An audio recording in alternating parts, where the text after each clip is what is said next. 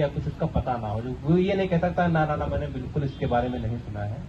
आप हरियाणा से हैं, तो ये बहुत मामूली सवाल है, लेकिन मुझे लगता है काफी कठिन होने वाला है कि रामायण या राम कथा से आपका पहला परिचय कब हुआ, और उसके साथ ही ये दूसरा है कि जब भी आप आज की बात में रामायण की बात होती है तो किस तरह से कनेक्ट करते हैं किसी चीज से। जैसे एक सामान्य सी बात होती है कि हम कॉफी की बात करते हैं तो पेन साथ में आ जाता है, प्याज की बात करते हैं पानी साथ में आ जाता है। तो रामायण में कौन सी चीज है आपको जो हिट करती है, तुरंत आपके दिमाग में आती है कि हाँ रामायण मतलब ये मैम, ये सवाल आपके लिए भी है, लेकिन पहले वशिष्ठ जी हमारे।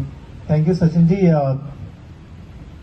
As you grow up in any household in India, तो आपको बचपन में आप रामायण को कैसे देखते हैं?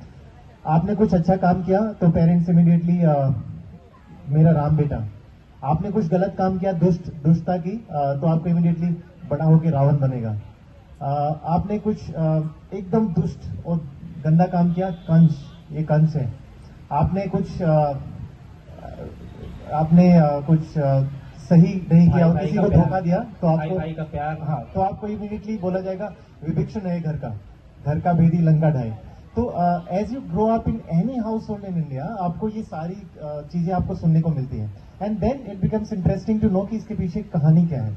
And as I was growing up, it's not I mean कि बहुत ज्यादा वो है, बट आपने ये सारी कहानियां जैसे 5th और 6th स्टैंडर्ड में भी हैड दिस रामायण, तो आप वो जब पढ़ने लगते हैं तो पहली बार उसको पूरी कहानी को पढ़ा और फिर उसके बहुत सारे वर्जन्स दिखाई दिए और उनको सीखा, उनको बारे में देखा। Because since I belong to a staunch Brahmin family, तो वो सारी कहानियां दूर नहीं थी।